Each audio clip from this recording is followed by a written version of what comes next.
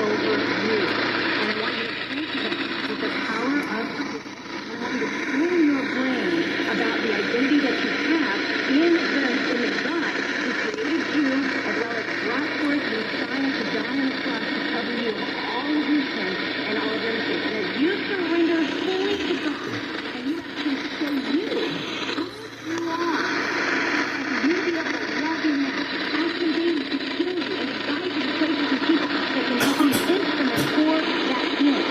And I promise you, as you allow yourself to be surrendered and begin to believe through the same repetition that you were criticized and condemned by family, it'll be the same repetition that you are going to be built up, edified, and encouraged.